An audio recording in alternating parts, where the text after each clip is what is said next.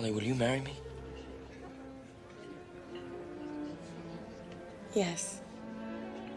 And she's with somebody else now. Already. Oh, you poor thing. You know what? It won't last. Why not? It's a rebound.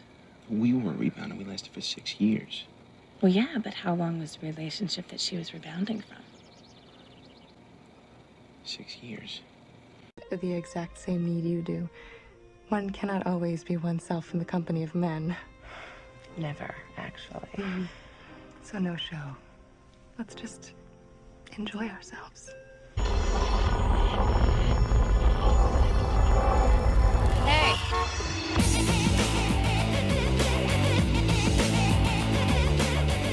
$5, we boom boom all night. So if you're just joining me, my guest today is Katherine Kendall Butler. And if you like my show, please like, subscribe, and share. Katherine Kendall Butler, I've been watching you from afar for a long time. And I actually drew your portrait years and years ago. Was it 10 years ago? And you're an amazing artist. Thank you. I mean, Appreciate it's like that. I don't have any portraits like that. It's so beautiful. And everyone always comments and they're like, did you do that? I'm like, no, I could never do that. It's so good. You're really good. Well, it was fun to scratch your likeness in sandpaper with pastels, and I felt very close to you because it's a life-size picture of you, and I just felt like this is the most beautiful woman. I mean, I asked you if I can draw your, if you remember right, I kind of asked you, could I do your portrait because you were so pretty. And I'm so honored, and it's gorgeous, and it's hanging in my house. Good, thank you. I have a place of honor. It's great. But as time went on, and you're a kind of related to a person I used to go to school with back at Knox College. So I've known you through Amy Carlson, the actress. So I knew you through her. And but over the years, I've gotten to know more about you. And then I was like, wow, she was in Swingers, one of my favorite movies. And then my kids became really fascinated with you because you were in the Young Indiana Jones Chronicles.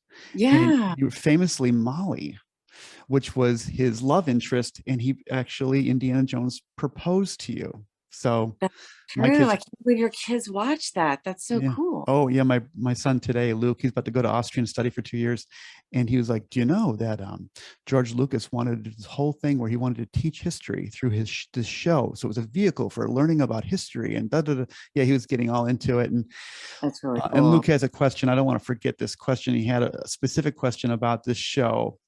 And just maybe I'll ask it now. So you were in the show back in the, was it the 90s? Yeah, it was early 90s. It was my first job ever. Okay, so this predates 90210. This predates all that. Okay, so good. We'll talk about that first. That's good. Okay, so but we were talking today about after breakfast about you and the show, and there's a funny thing about that show about your place in it, because you're the fiance. He proposed. He's madly in love with you, right? And you're not sure, you're kind of on the fence about it, but you finally decide that you will marry him, right? You're and everything's going great, except for some weird reason, he gives you his fedora, and that the iconic fedora, right? Was that his hat? And and you walk up some dark stairs in a trench coat wearing his fedora, and the bad guy thinks it's him. And what happens? And shoots him, and then ends up shooting me, and I die. You die, and you get your death scene. You get your death scene in the arms of Indiana Jones. And it's a great death scene, by the way. I mean, it was a great death scene. But I kept thinking, my son and I were laughing, like, you'd think after that he'd have some funny issues with the fedora, right? Like every time you'd see a fedora, he'd think like, I got my love of my life killed wearing that stupid hat. But no, he goes on to wear that fedora his whole life. So we just thought it was kind of funny that, Indiana Jones and fedora got his fiance killed. And that's a really interesting point. Have you ever thought about that? That like there's that fedora. I know. It's funny. I think that well, to your point, I think George Lucas was probably thinking more about the history lessons in every episode. And, it's hard to get everything, all the details right all the time. If you think about the fact that any show even comes off without falling apart, it's sort of a miracle, because there's so many pieces to making a show, even one show, and much less a series. A big series. And it was a series with a cast of thousands. It was it was a really cool, the director at that time, his name was Mike Newell, and he ended up directing 4 Weddings and a Funeral. Oh, really? But yeah, and I think winning an award for it, maybe Academy Award. He at the time had directed a movie called Enchanted April, which was one of my favorite movies. So I was really that a Miramax film? I think it was. Yeah, Enchanted April. It was. I think it was. Yeah. Was that the one where they're in Italy on vacation? And the guy's in the tree. I remember that movie. He's in the tree and he's shaking the tree and he's saying, he's screaming, beauty, beauty. That was one of those first Miramax really big blockbuster art films. And I remember Enchanted April very well, actually. Beautiful film. Yeah. I'm gonna go back and give it a rewatch. It's worth it.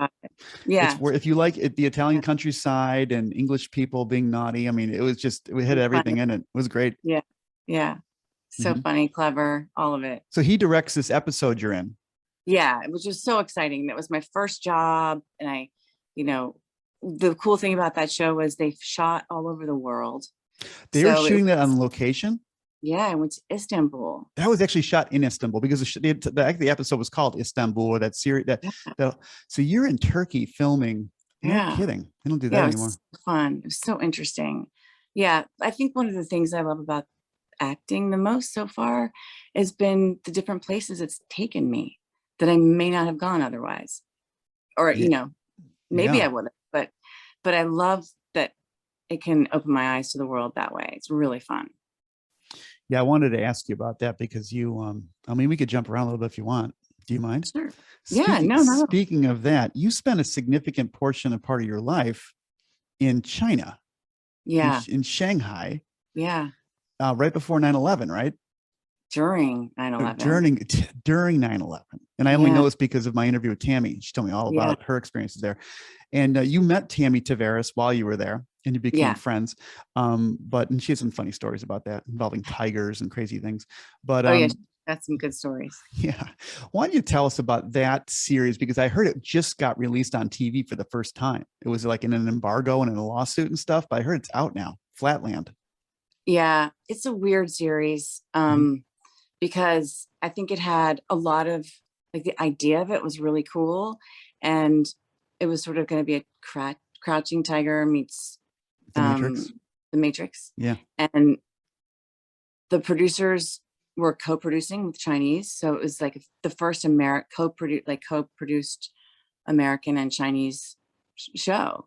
And it was a television show, and the producers had a great idea to start a television studio in Shanghai, and it all was like great in theory, but it was really, really hard to pull it off because there were just so many logistics, I think. And it's always hard to go to another country, especially a country where you really need a translator for everything. I mean, it's not like you can even look up at a street sign and recognize an English letter to try to make it sort of make sense. Like if you're in Europe, you can sort of see, okay, the Latin root of this word, I might recognize it. It's something, okay, I know where I might be. You can't do that in China. There's nothing, if you're, if you grew up in the West, there's nothing recognizable about how to get along or be there. So they just cut you loose. You basically leave the set and you have to get to your hotel somehow and go eat somewhere, and you're kind of on your own in Shanghai. You have to figure it out, which is sort of exciting and fun and thrilling, especially when you're young and you still have the energy for it, but also really hard day after day, and in the middle of a production, and then 9/11 happens, and that's awful. And we're my particular family is both in Washington, D.C. and New York. So it was really just a painful time to be so far away from home and everything that was happening in the world. It's not like anyone in China really was sort of sympathetic with maybe anyone. Yeah, I wonder how they were even processing it. Because I wonder how it's hard to know. Lots is lost in translation, even artistically with the movie, right? Because they probably want to have a kind of violent kind of karate movie kind of thing, right? I saw the trailer. Cool. I don't even know it's so violent, but like just really cool, visuals and Right. and you know, like remember with Crouching Tiger, and they have like all the martial arts people climbing up walls and flying, and I mean it could have been beautiful and interesting, and I think they have some of the best people for that, obviously, with I think, was it Stanley Tong, or you know, different people had these great, really great, but it, you know, they knew what they were doing with that part of it. Right. And but we didn't know what we were doing with that part of it. We didn't have the training, but it was just complicated. It was hard. Fire escape, no escalator, no elevator, nothing. It was ridiculous. Fish standing right next to me, and he didn't see anything. And one of us has to be crazy, right? You got something to drink? I need a rum and coke.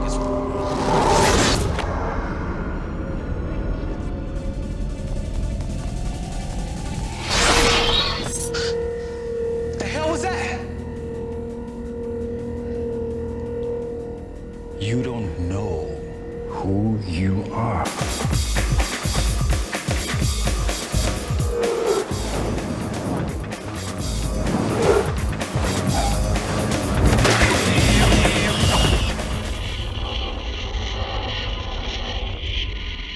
You got some nice moves. How the hell did you?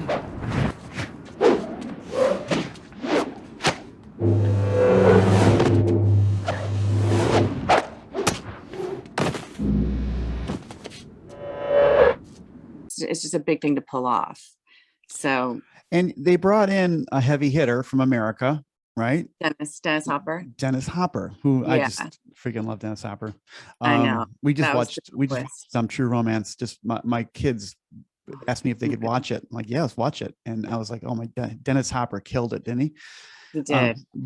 So you're working alongside Dennis Hopper, Yeah. who to me is an iconic American He's actor. iconic. Yeah. What was he For like? sure. I would think he was hilarious. He's so funny. He's just a funny person. He was just a funny person. He cracked me up. He was full of stories. I know he's really at that point in his life. He was, you know, I mean, way more sort of relaxed in that time of like, you know, the wild days were over, but had great stories to tell about the wild days. And he had a his partner, like his assistant, was his best friend, Satya, this man named Satya, who went with him everywhere, and they bonded during, you know, his New Mexico days when he lived in a wasn't it like an ashram or something, maybe, like they just, all these wild stories, but they were sort of brothers through the years, and they were a comedy duo. So this is his kind of like his guy friend. Yeah. And he just hangs, he just goes with him on location and goes with everywhere. him. Yeah. Best friend, assistant. You know, we were constantly working on projects together, and they were just a riot to be around. You know, it was really fun, really cool. I felt really privileged to have that time, because it would have been hard to, you know, get it anywhere else, because in China there wasn't much else for us to do. You know, we had each other to go to dinner with all the time, and I just got. So you're experiencing 9/11 in China, when China just got recently opened up pretty much to art films, movies, and you're experiencing 9/11 in China, and basically all you get to do is talk to us is basically like people like Dennis Hopper. You're processing this tragedy, you know, over dinner with Dennis Hopper, or am I saying that's wrong? That's true. I am processing it, but Dennis actually was not there on September 11th. I don't believe Dennis came. He either came, what they did with him, since he's a star, and they'll do this in a lot of shows, I think they'll conserve the shot time. Him out, you know, like they come and you'll do sort of, you know, 9 different episodes with your scenes with Dennis in August, and then he'll come back in February and say February and March, and you'll do those. So, you know, you kind of shoot out of sequence with him. Right. But so he wasn't actually there living the day-to-day in September. I know that. But we, of course, when he was back in, like, you know, whether it was February, March, we all talked about it. The world was talking about it. It was really difficult, I think, for those of us actors who were there, living day to day. And you couldn't go home. You basically were there through it. We Oh boy. we couldn't go home. Are you kidding? We couldn't even think about going home at that time, Mhm. you know, with the way the world was. And we could barely call America.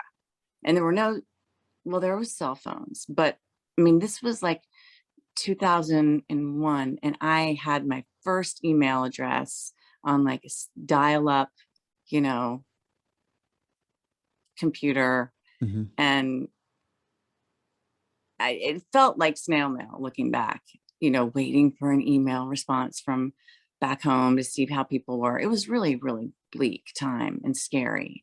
It's kind of like it's like ADBC. It's like all the time before 9/11 in our generation, I think, and all the time after, right? Yeah. It's like that because it's like that was just the dawn of the cell phone era, I couldn't right? believe it was it was just one of the most horrible things that's ever happened. Watching it happen, it was nighttime for me. I was talking to my mom on the phone, and it was early morning for her that day. And your brother Sid was living in New York as a musician, right? Yeah, he was. Wow. Was he had been the Late Show yet, or is he still in the No, he hadn't been on the Late Show yet, but he was he had a lot but that was a terrible time. He was talking to somebody in the Twin Towers on the phone, a travel agent, when it happened. I mean, it was all just really horrible time. God. Did the travel agent live? I don't know. Everyone was so traumatized, you know.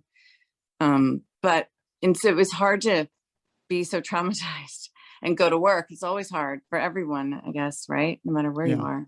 Yeah. Well, so and you met Tammy there, and I met Tammy, and Tammy made me laugh.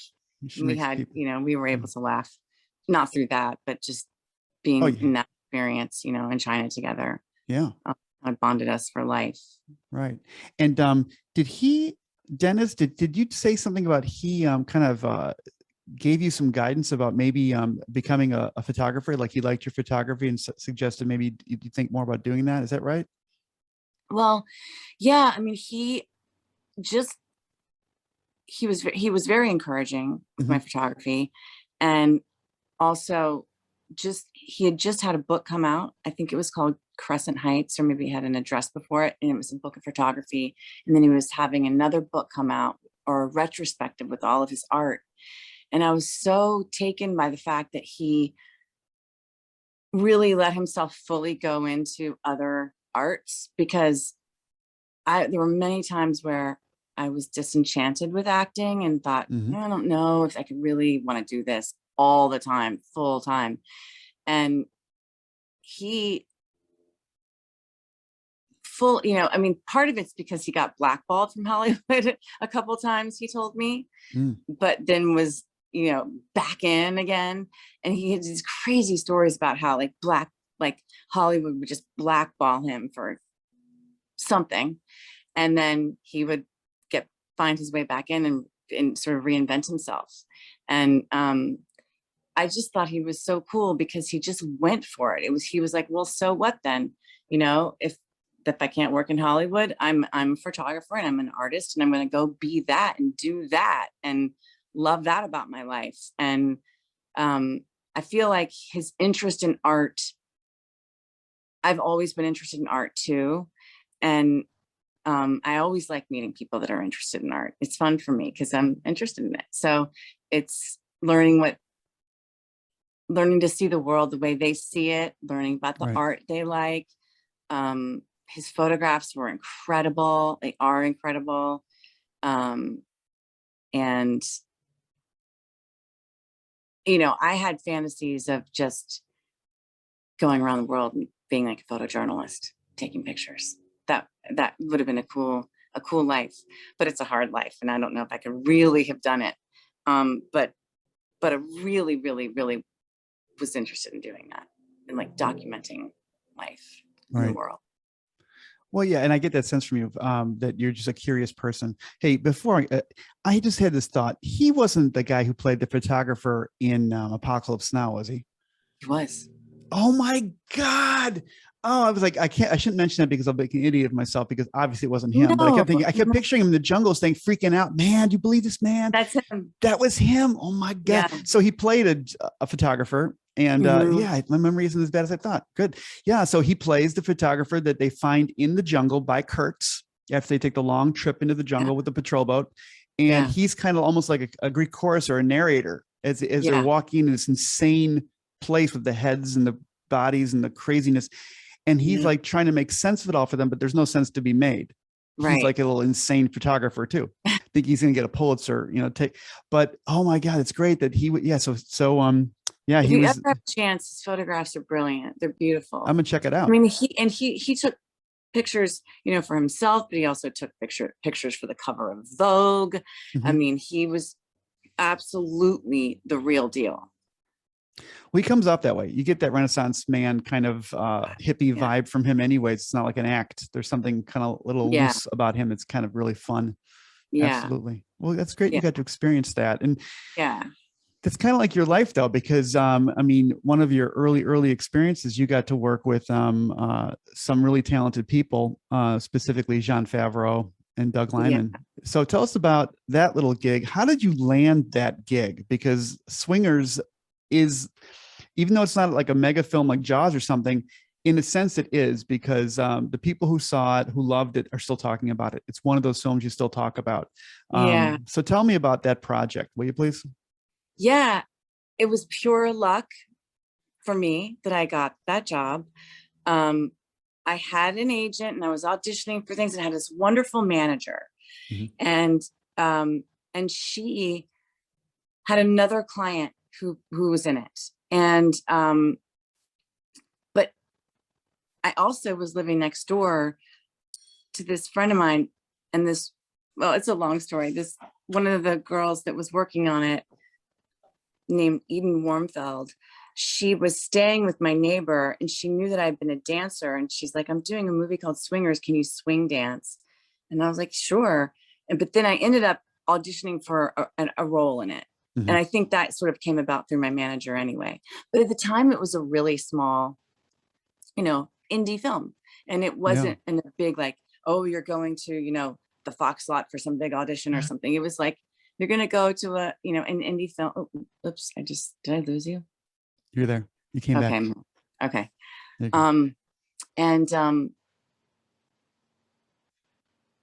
It was just one of those kind of dreamy times where the audition seemed fun and easy enough. It wasn't complicated. It was like a joyful time in life. And I really didn't know what I was auditioning for. I read the script and thought it was really funny, but I did not understand the character that Vince Vaughn played. I was like, God, he'd be really funny, but I don't know why he says baby so much and money. Like, what does that mean? I don't get it. Yeah. It would be really funny if they didn't have that. But then I met him and I saw what he did, and I was like, oh, okay. He's a whole thing. I mean, he was a package deal. Vince Vaughn. Yeah. You got digits, baby. Yeah, what a surprise.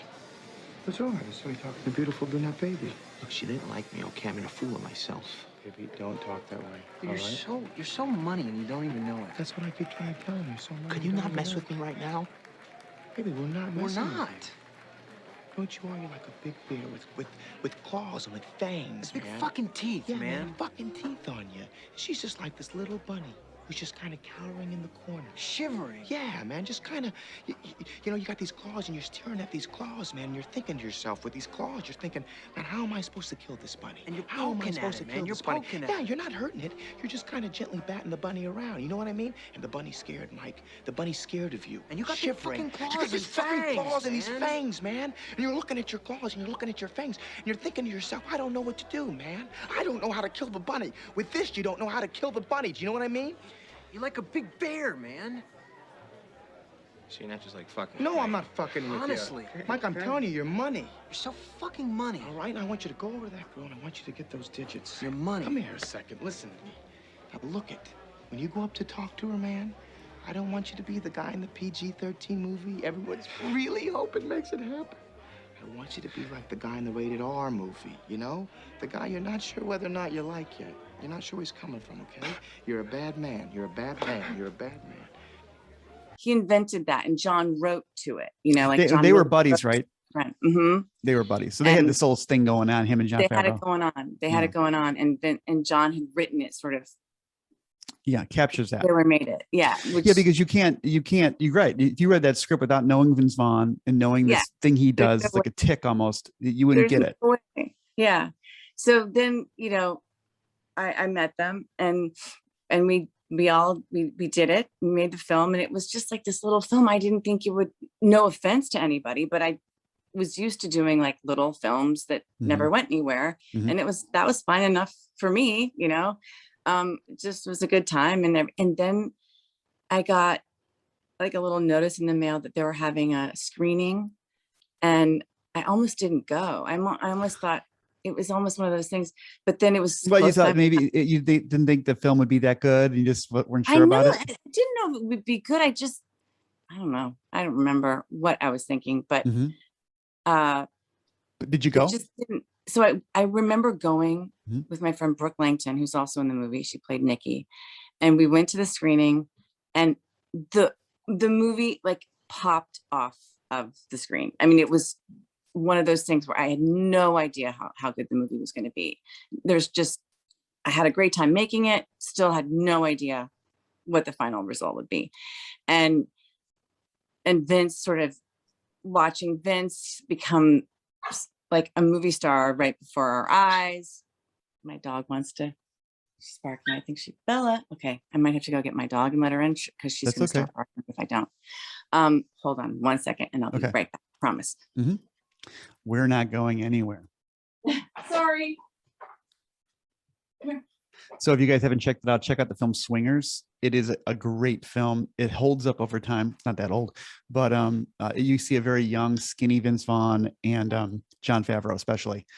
They're so young, and Jon Favreau wrote it. I think it's one of his first writing credits, and it's just a brilliant film. And yeah, you'll end up. It's Las Vegas, baby. I mean, there were so many people. There were bands that were inspired to become bands because of that movie, and sayings like Las Vegas, baby. People, it became part of the lingo for years, right? Yeah, it did. So what's also really interesting about that movie, I was talking to Doug Liman about this recently. Doug Liman directed it. Is that even so, the movie didn't make any money like in the theaters. It didn't do well when it came out. I mean, we all went to see it. We were really happy about it. We knew it was good, but I don't think that actually Harvey Weinstein did a very good job. Miramax bought it, but he didn't really promote it. He didn't really push it. He ended up pushing a different movie that year, which was something with Scissor. It was like with Billy Bob Thornton. Anyway. Oh, with the Sling Blade? Yeah, Sling Blade. Sling Blade. And so it's like Harvey they really promoted that. Yeah, I remember that. I don't know. That's what I heard. Yeah. I could be wrong. I could be wrong. But you know, it just didn't. Nobody went to see it in the theaters really, and then it was back in the day where videotape Blockbuster. Yeah, and all those little tiny privately owned videotape places too, like not just Blockbuster, but just your local video store. And a woman came out to Disney from like a rep from a video store, and they ended up having this day where they were like, you should buy Swingers. And I mean, she ended up buying a bunch of copies so that she could really display it at the video store. And that's when it really happened. So it happened after the fact for us. It happened from rentals. That's when it just went nuts, and college kids loved it. And I mean, people still come up to me, especially guys, young men. I think it's like an anthem for them, or, you know, and it really captures friendship so beautifully, and heartbreak and first love. And it's a very decent film. It's incredibly in a cynical age we live in. That movie is even though the characters are trying to be cynical and jaded and think they know shit, the main character is adorable. It's a man who really believes that love is real, and he's loyal to this girl that doesn't deserve his love, really.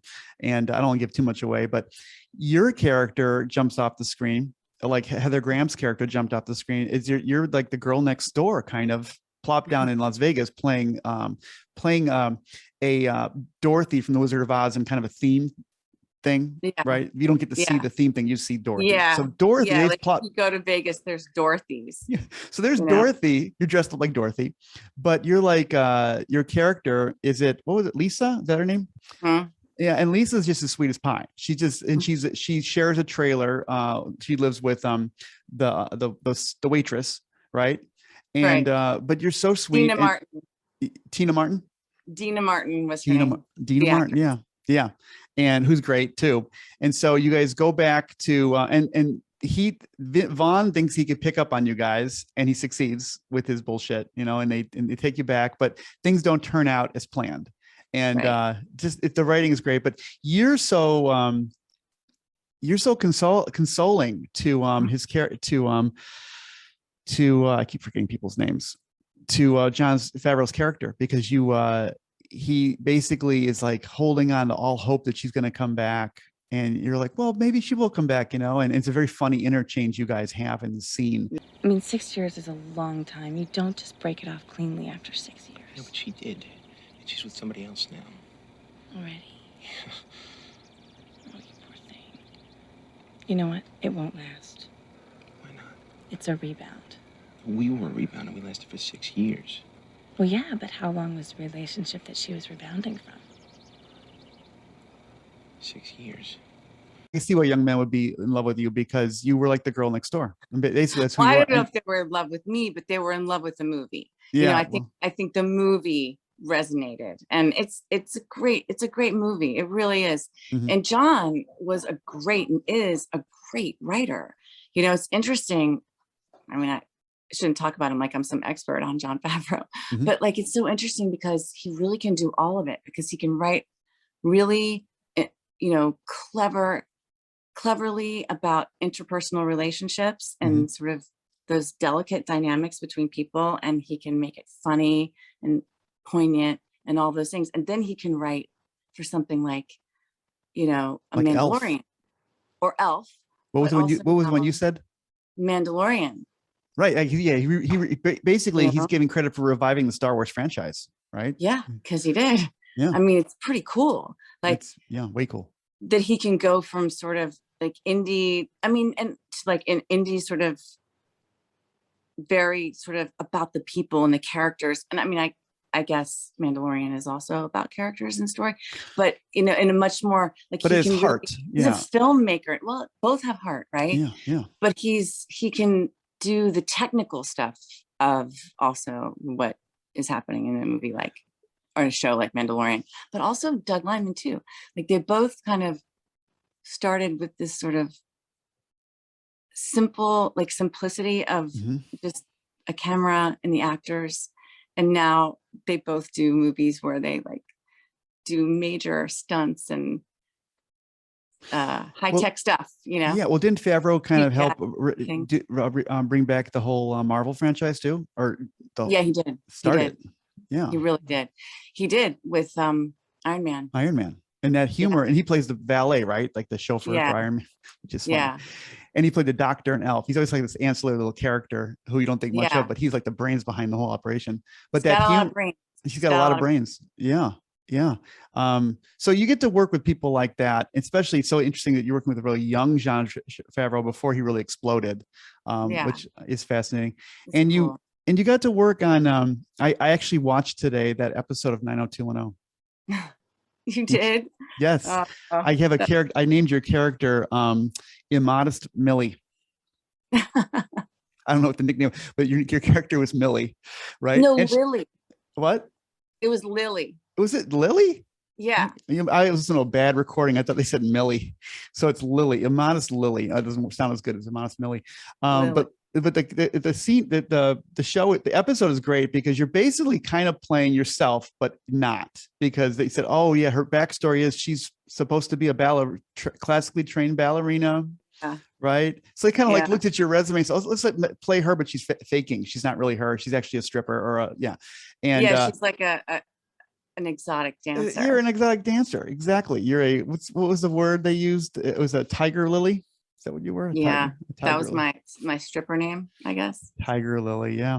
So it's I forgot what that show was like, because I don't think I ever watched it. I was of the age where I think I was You're just a little older. I was going to college, I think, when it was out, but I did watch it. And I mean, I zipped to mostly your scenes, but so yeah, the plot was funny because you're the maid of honor, and he is it Mr. Priestley? Yeah. He's the star of the show. All the girls in America are in love with him. He has to babysit you, right? And he's like kind of pissed off because he has to babysit this young woman, you know, who's got the maid of honor. And you are very flamboyant and undressing in front of him. It's hilarious. It's really funny. So you're firmly placed right in the most iconic TV show of the 90s, right? You know, so you're finding yourself in everyone's collective memory, whether they want, you know, it's they want whether they want it or not. It's like, oh yeah, she's the one. Yeah, yeah. So I wanted to bring that up because what was that like working on 90210? Was that fun, or is that just like you don't even remember anything about it? Oh God, no, it was so fun. It was really fun. And Jason Priestley is the nicest guy ever. He looks like it. I was so relieved. I was really nervous because they were this established, iconic cast. They couldn't have been more famous, and there were a lot of them. So showing up on a set where they are already so established was intimidating, but he was so down to earth, and that was very, very blessed. I was very lucky because you never know what to expect, you know. According to Tammy Traveris, there you can expect funny things from that company. So you've probably heard her stories from Spelling Company. Oh, that's funny. Yeah. Yeah. In fact, go ahead. Oh, go ahead. No, you go ahead first.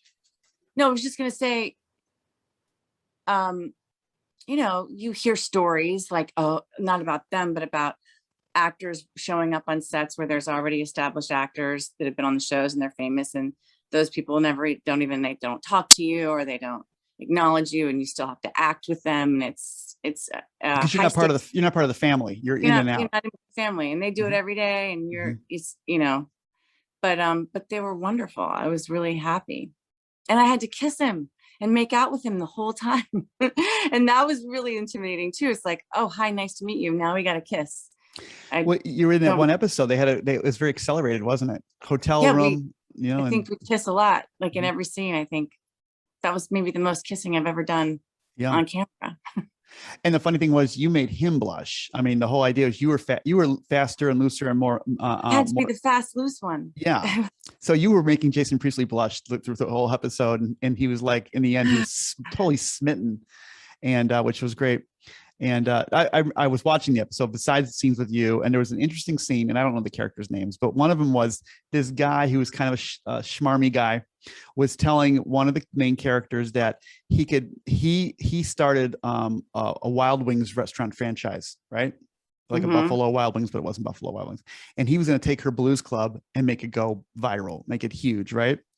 And then she said, "Oh, I'm so impressed. I'm so thrilled that you want to do this to my business. So how should we proceed?" Right? And he says, and this guy is funny. He's, "Well, in matters of business, carefully and discreetly," right? And gives her the eye, right? And I was like, "Oh, that's like Tammy Traveris' story about the president of Spelling." It's like, wow, they're writing about themselves. So yeah, because she told the story about how the president of Spelling said, "In this business, don't be naive," right?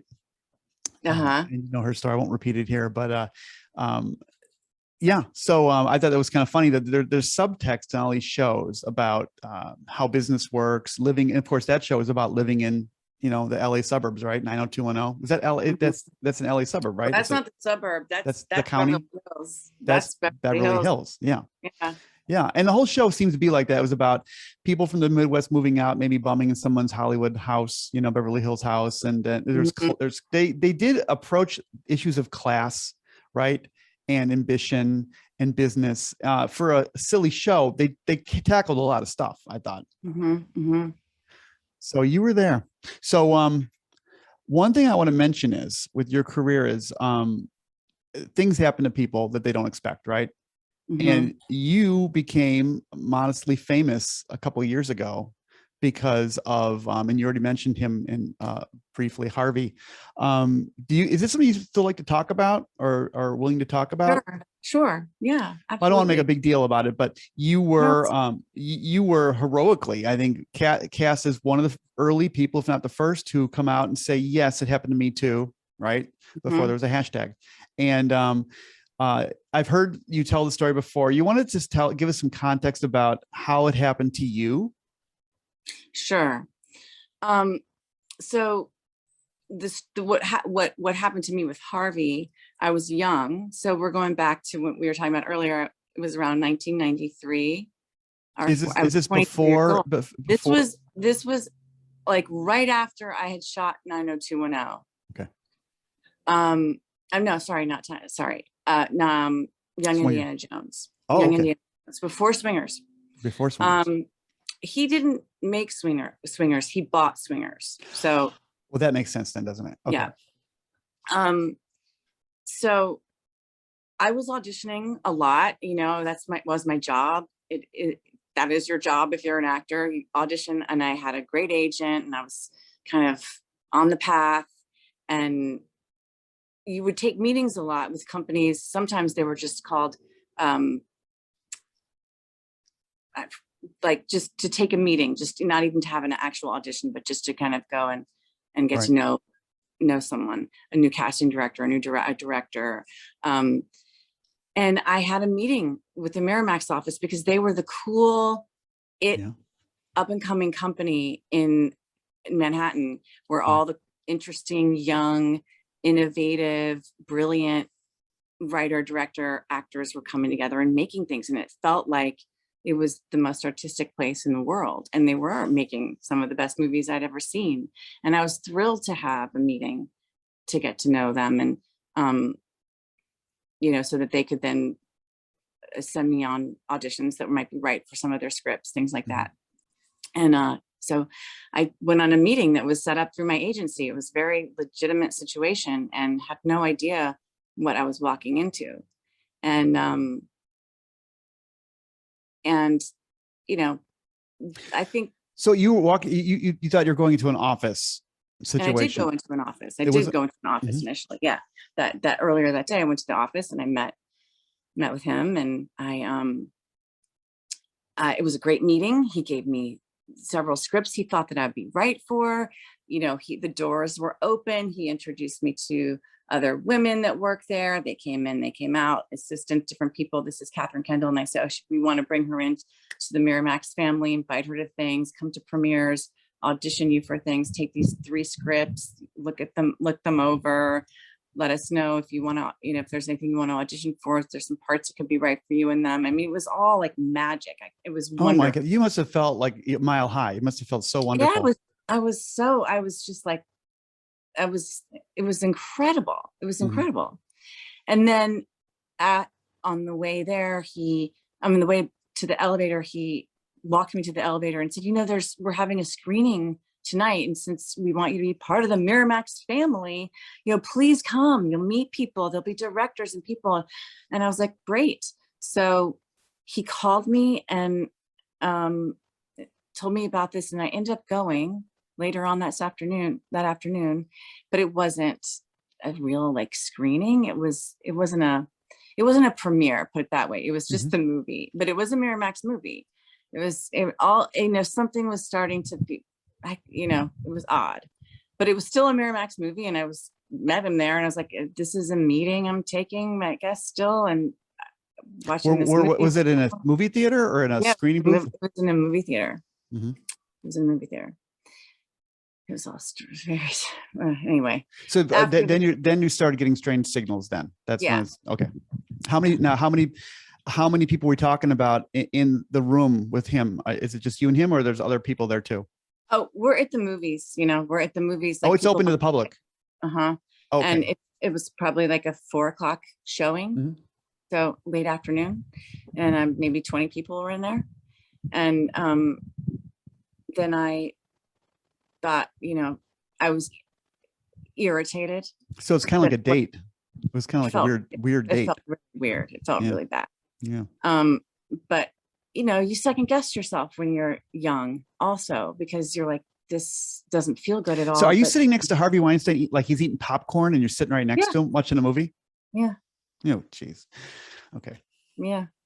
Okay. And I'm sort of looking around. I'm like, oh my God, this is so, And you're not a really huge woman. You're fine. You're a very skinny, slight, beautiful young woman. You're a dancer, a ballerina, and he's a big guy, right? I'm trying to get a visual picture of this. He's huge. Okay. He's huge. Like well over 200 pounds. Yeah. And tall, Yeah, he's a big guy. He's a big guy. Really, really, really. So that was, and I, as we're watching the movie, I'm planning how I'm going to get out, what my next move will be. And I'm like, I'm going to take a subway. I don't really know where the subway station is. It's closest to how I'm going to, I'm trying just to stop you. You had an agent. Yeah. Unlike Tammy, who got hit up. She was nobody in LA, but you had an agent and nobody warned you about this guy. Was there nothing, nobody knew about it yet, or nobody warned you? Nobody knew about it yet. Okay. So this was okay. Nobody. And this is early. This is the 90s. This is very early. Yeah. No one knew about it yet. Mm-hmm. I mean, and even if you go back and look now, like the history of it, really very few people knew anything about what he was up to. So the open secret wasn't open yet. There wasn't, that wasn't happening yet. No. Okay. And so, and also, like you hear stories of, if you're a young actress, you hear stories about like how people might be, but you kind of don't really think it's going to happen with someone who has the kind of stature that he has. And, he's got this great business. It's Miramax. I mean, it's not the Miramax that it became, which was like the biggest company and the best and all, but it was the beginnings of all that. Yeah. And it was a legit situation. And he was still like the man. And so you would think if you're going to do something, why would he risk it? He's too visible, like this isn't some weirdo and that's like saying, hey lady, I'm a producer, come to my apartment, let me put you on videotape or something. This was so, it had all the fixings and the outward trappings of what you would think was safe and legitimate. Right. I don't know what wife he was on, but he had some beautiful wives over the years, and he's a guy, he could get girlfriends or anything you wanted, really. Powerful enough. Yeah. But I guess this was about power and not really anything else. So you're in the movie theater, you're on his weird date with him, and what happens after that? So then I go to leave, and I'm trying to say I'm going to go find the subway. Thank you. Bye. Trying to keep it nice, but get away. And he walked me to the subway, insisted on walking me to the subway. And then he said, oh, what happens to be my apartment is right here. I just have to go up for a second and check something. And I was like, oh, I'll wait down here. And he convinced me to go up to the apartment. Like, he's like, no, just come up. And this is before cell phones. This is before, it's just, and it was like a back and forth. And I tried to say, I don't want to go up there, but you start feeling bullied and harassed and sucked into something. And he's a professional salesman. I mean, this guy is who he is and where he's at in life, because he's really good and charming at what he does, right? I mean, it's like, it's not just he's some fat pervert nobody. He's a charming, powerful, successful, persuasive man, right? He's persuasive. Yeah. He's persuasive. Okay, not charming as much, but persuasive. There are moments of charm, and I'm sure that people can see that and have seen that. I don't think I was feeling charmed, right? But he was also really smart. So when he would get you engaged in a conversation about something that seemed like an intellectual topic, like the film or who made it or what about it or who wrote it and why he liked it and what book he optioned, or then he seemed to be like purely speaking to you from an intellectual point of view, and you felt safe again. You felt like surely this is legitimate. And so the story goes, and I'll go through it pretty quickly so I don't have to kind of relive all of it, because I've learned that like reliving all of it can be kind of, I guess, they call it, you can almost re-traumatize yourself by Hey, don't do that. You don't do that. Yeah. but no, please. so I've been sort of warned, like just Yeah. you know, if you Yeah. to tell it with like some ease, if that's even possible. But Mhm. it's an important story because this is how That's how it happens. it happened for people, Mhm. and it has how it happened for me.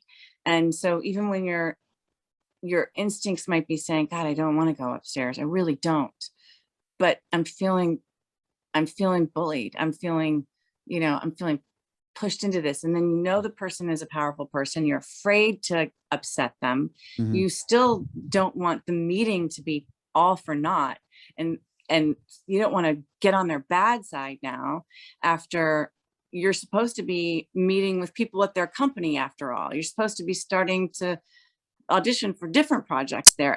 It's all so confusing, and so much is happening in your head at the same time. And anyway, so I went into his apartment, and I was very careful to stay on the other side of the apartment, all that kind of stuff. And he sort of roped me into talking about movies and projects he was working on, and different people he'd worked with, and wonderful authors he had met, and how he optioned this book or that book and was making this movie. And if I said, oh, that's my favorite movie, he'd say something like, oh, well, that's so funny because I just secured a deal with that person and we're going to be doing this movie. You should meet that person. So he was roping me in and roping me in. And then it was time to go. And I got up and I thought, wow, this meeting went really well after all. Okay, cool.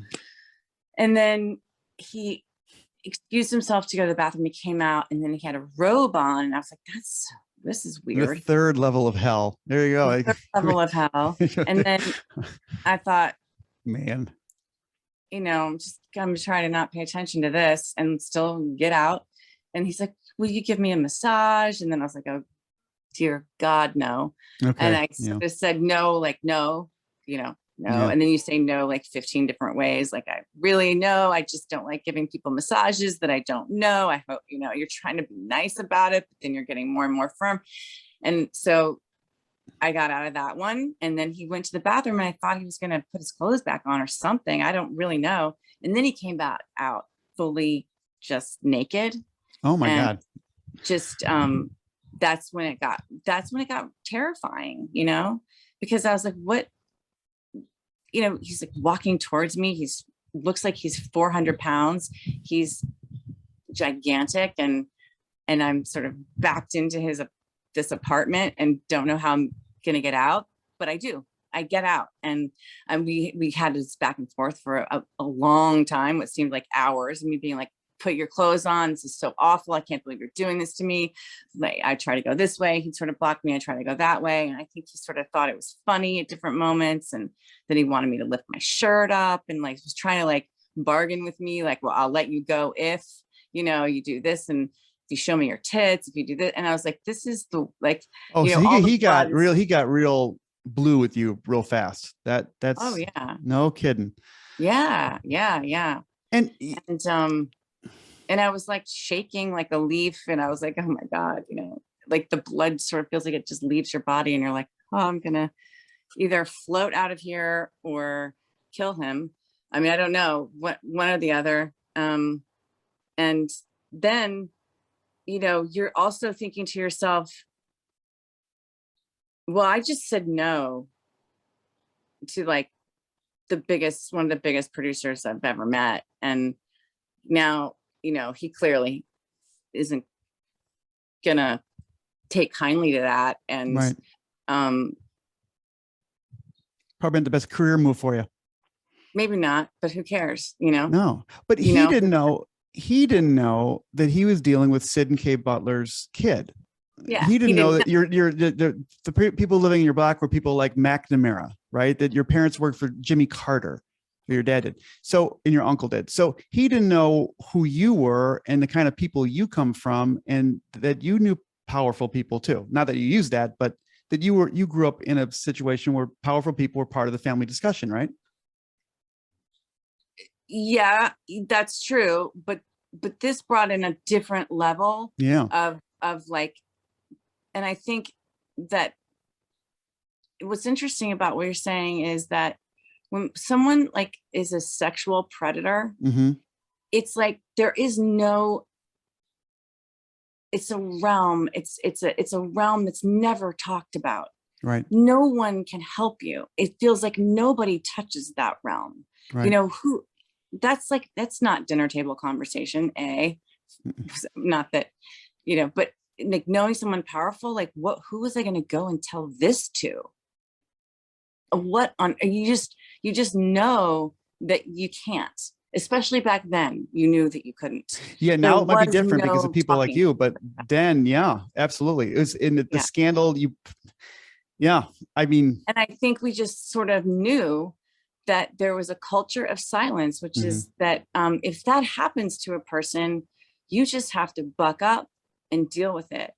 And that's the way of the world. It happens sometimes. It's awful, but it's on you to be strong. It's did you have a network of girlfriends or a boyfriend, anybody you could talk to about it?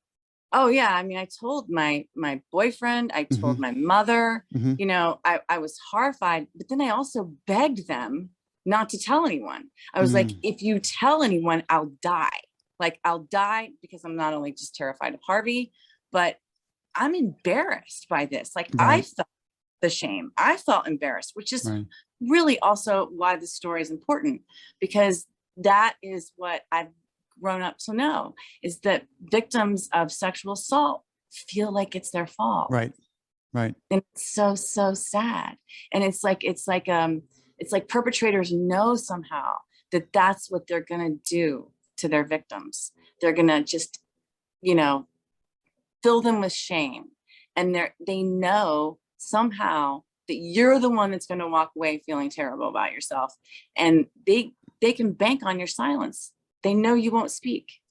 And then so they're using this power over you as it's like a gun to your head.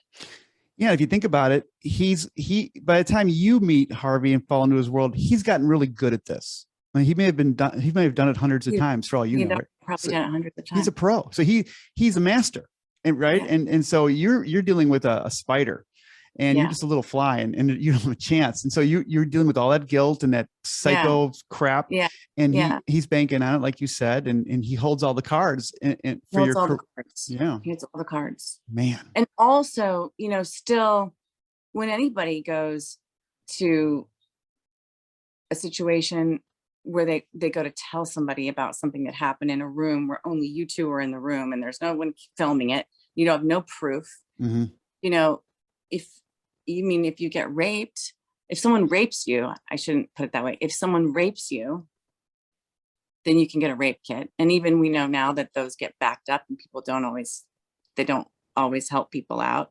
Right. But otherwise it's just your word against theirs. And it's just something that happened and you feel so invisible, because who's going to believe you over this man who makes people millions and millions of dollars and brings art and joy and beauty to the world?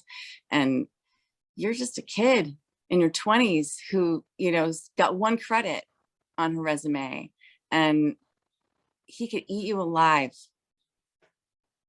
So it's terrifying, and the power was just so out of balance. And for years, I didn't know that he did it to other people. Because again, I didn't assume that he did this to everybody, So really? all these years, I couldn't have known. I mean, I really didn't know what to make of it. So you walked away from it and just and try to just block it out of your memory until years later? Oh, no kidding. Yeah. Until years later. And then I saw him again at something. He would call me sometimes and I wouldn't answer the phone, and I try to get out of it. And then I'd feel like I was,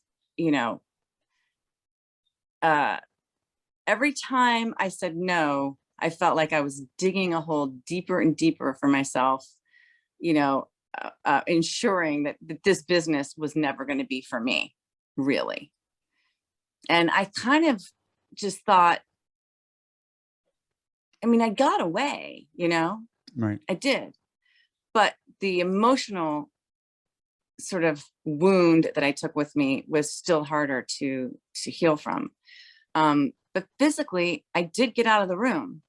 And so I kind of thought I won with that. but Yeah. I never felt like I won. I always felt like smaller from it.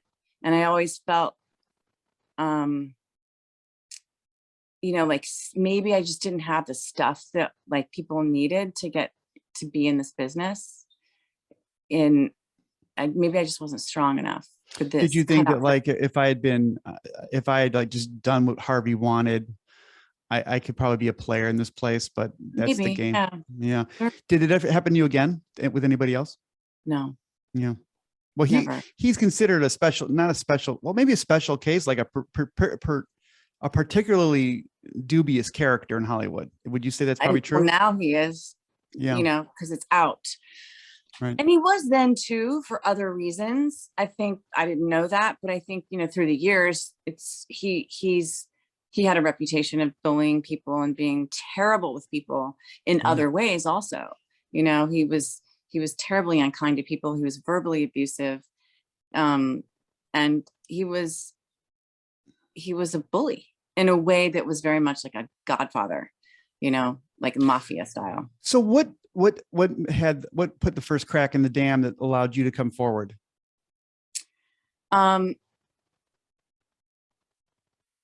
Was there a lawsuit that came forward or something? No, it was the summer of 2017. And I got a phone call from a close friend of mine who is a well-known actor. And she had gotten a call from someone saying that there was a reporter named Jodi Kantor for the New York Times. And she was doing a story about Harvey Weinstein and like him sexually harassing people. And if all these years later, this is my dearest friend. So she knew, she was one of my confidants, and she knew this had happened to me. And she's like, if you ever wanted to speak about this, this might be your chance to, but you don't have to, right. But you could also speak to her and tell her what happened to you, and you don't have to be on the record, and I thought that it was important to consider that. So I did. I mean, I really thought about it, and I thought if I could help even one person, then why would I not tell the truth about this? I don't even have to say my name. I can just let this woman know. I mean, she's trying to find out information, and I have information to give her. And it felt like my moral obligation to help. Right.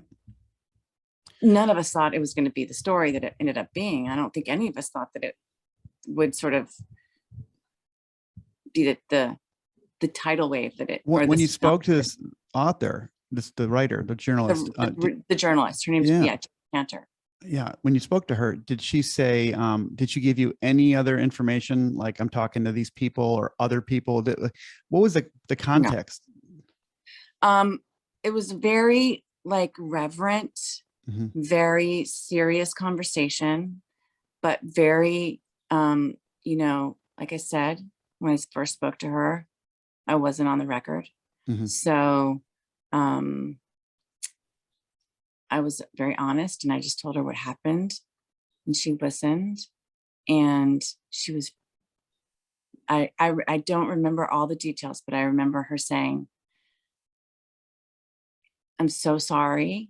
Or something, I'm sorry that something so destructive happened. I hope that we can make something constructive happen from something so destructive. I remember that line. I remember being like, I just remember really feeling like she's really trying to help. That's beautiful. She didn't prod me. She didn't push me. She just was very factual, asked for dates, what I remembered was anyone else, I can't remember now. And then did I have someone to corroborate it? And then, I mean, listen, I knew that other people were probably in the story. If the New York Times was looking for people to talk, I knew that it wasn't going to be just me. But I did not know how many or how few people were going to be speaking. So by that time in 2017, had you heard then of the rumors? Yeah. Or you had? Okay. Because I heard it was like an open secret for some time in Hollywood that he was what he was up to. Yeah. but I didn't know the extent of it, and I didn't know. What's your feeling about complicity?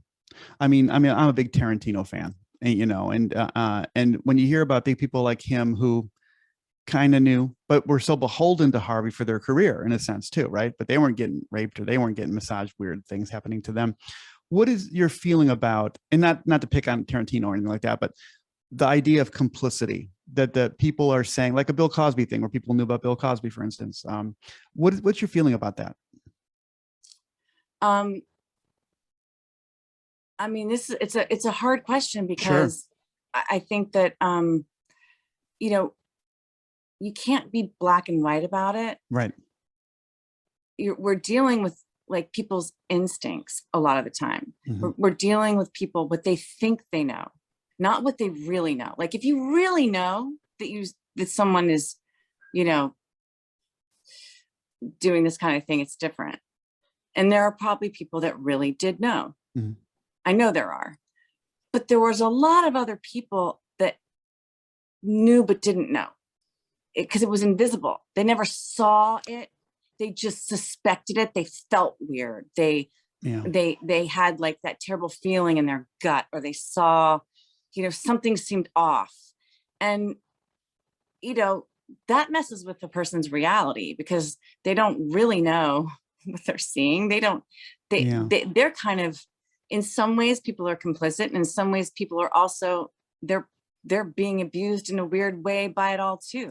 Well, it's like the guy that runs the roller rink down the street. And he's got all the pictures of little girls behind his desk, and they're like, he's the nicest guy, and he gives the kids candy, and like it's like he's a freaking pervert. He's a moron. Oh no, not Jerry, right? And this has happened in Galesburg. This has happened all over America, where you get these neighborhood pedophiles, these creeps, right? But it happens in the Catholic Church. It happens everywhere. Well, I mean, you have someone who's like the best. I mean, and everyone loves them. They're spiders. They know exactly what they're doing. In the world, he tells the best stories. He's taking care of children. And Bella, sorry, okay. Bella, hold on. I'm gonna pause it. Mm-hmm.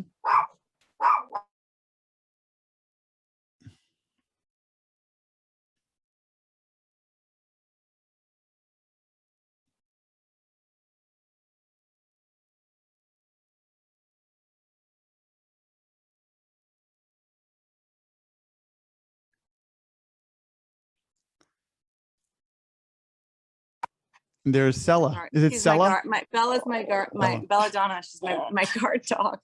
So no, there will be no more perpetrators in my life.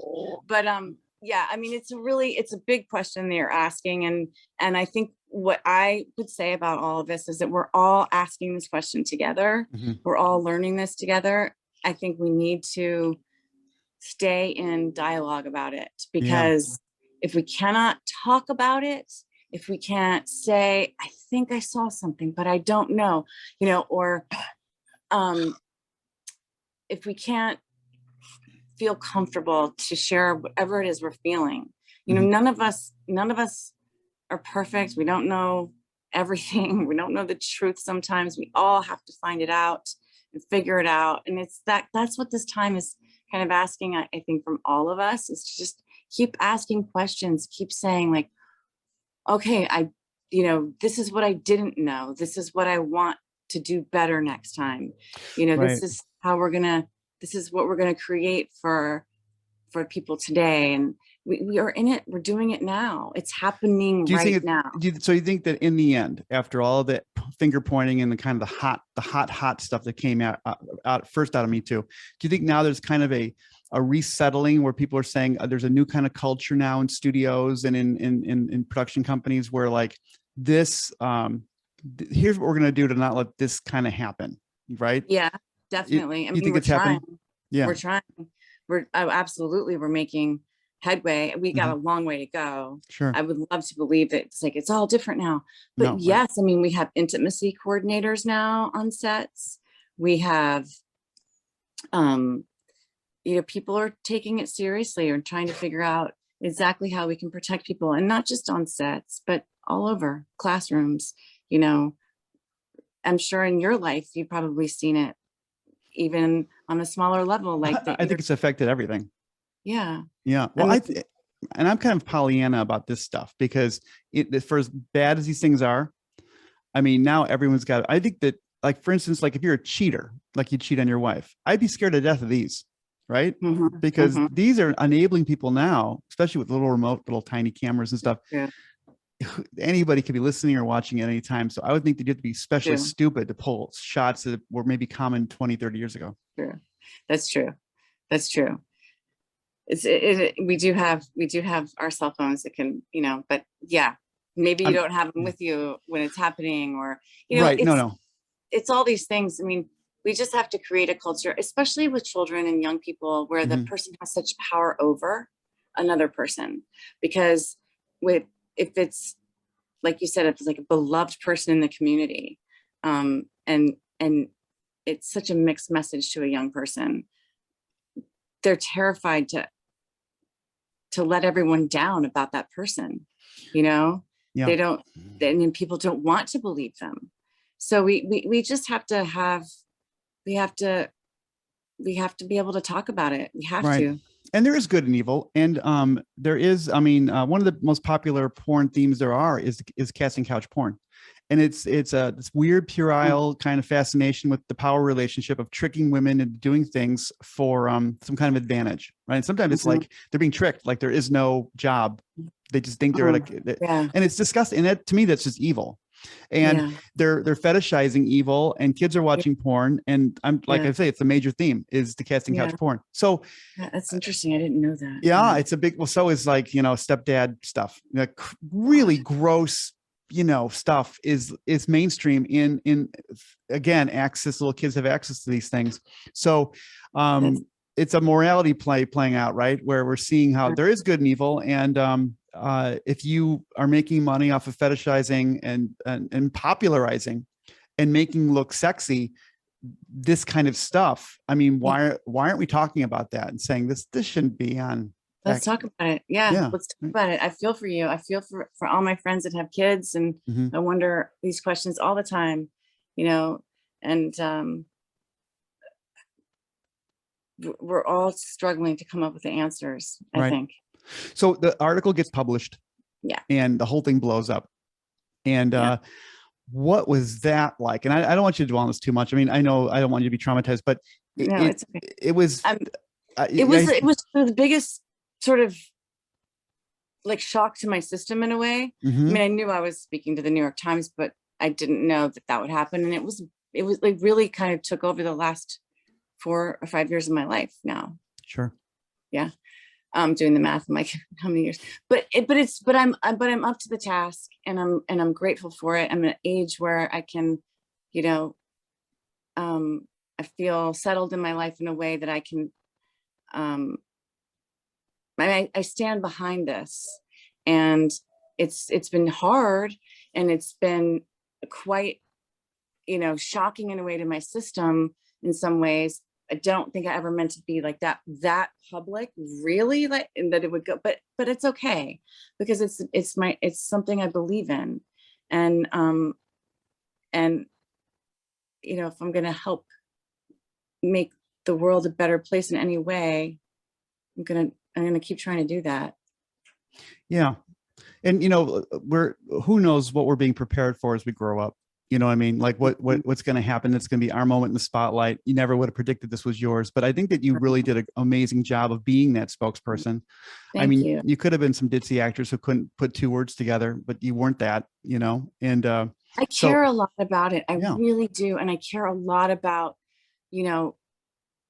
like educating younger people too. I really care about the younger people that are, coming up in the world today, and how we can start this early, how we can start language and conversation about consent and just all of it, so it's not so off.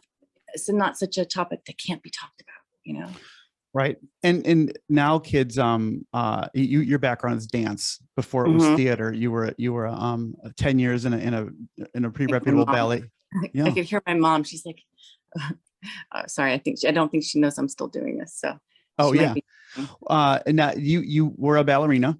I mean, you really were fully trained, and you performed, and then you went into acting, and then you later on taught little kids how to do ballet too, right?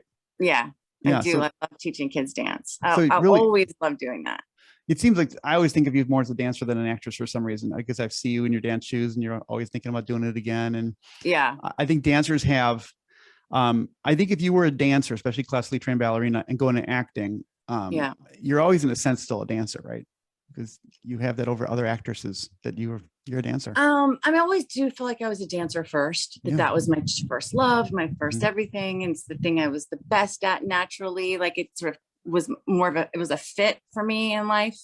But when I say the best at, I don't mean the best dancer. I meant the best thing, like of the things a child tries, that was what was coming the most easily for me. So it was my joy, and it was, great. Well, it's no means. I love teaching sort of body confidence to children too, because I want everybody to grow up and feel like they can dance at the party, you know, and find their own way, their own rhythm, all that kind of thing.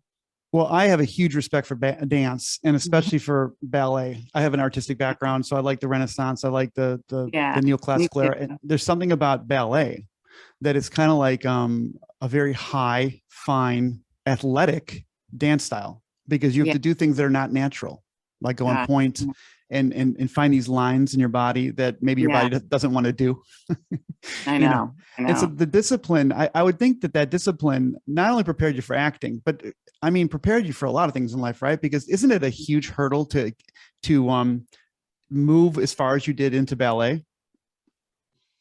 Yeah, it was a huge hurdle. It was hard. I mean, it was like challenging all the time. And you weren't brutalized, right? That wasn't the era where they hit you with sticks. So it was more on you. Did they hit you? Did they hit you? No one ever hit me. No one ever hit. But it wasn't the easiest time. I mean, it was still the 80s, it wasn't, we weren't as like kind to people quite yet. Did you have a Russian? Was your instructor Russian? Yeah, I had Russian teachers at different times. All that stuff. Be tough, I bet. Yeah, it was tough. It was tough, but I still loved it. And I think it did prepare me for a lot.